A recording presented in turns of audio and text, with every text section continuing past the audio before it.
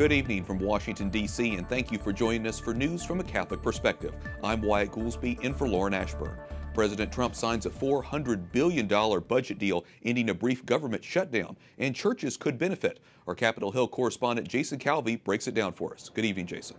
Good evening, Wyatt. The second shutdown within a month came and went while most Americans were sleeping. Most government offices were still closed, but Senator Rand Paul went rogue. The Republican from Kentucky stalled a vote in protest over his party's willingness to bust the budget.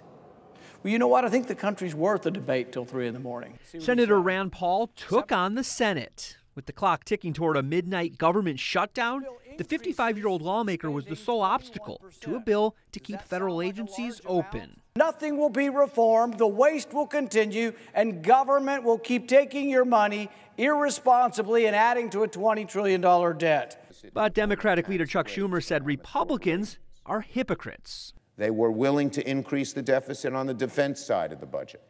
But all of a sudden, when it comes to our schools or our roads or our scientific research, we can't do it because of the deficit. Finally, just before 2 this morning, the Senate passed the budget deal. The yeas are 71, the nays are 28. Then it was the House's turn, 5.5 hours after the government officially shut down.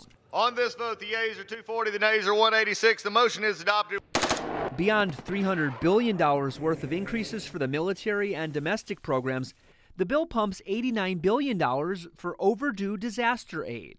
And some of that money will be allowed to go to devastated churches. For years, they were barred from funding simply because they were religious. They've had this policy in place since 1998. They changed it in January, and now Congress has cemented the new policy into law. So houses of worship can really rest assured that in the next disaster, they'll be able to access the same FEMA funds as other nonprofits. Now, right after the Senate approved the budget, Majority Leader Mitch McConnell scheduled a vote on immigration. That procedural vote to open up debate is set for 5:30 Monday evening. Wyatt? And I'm sure that'll be a lively debate as well. Capitol Hill correspondent Jason Calvi reporting. Thanks, Jason.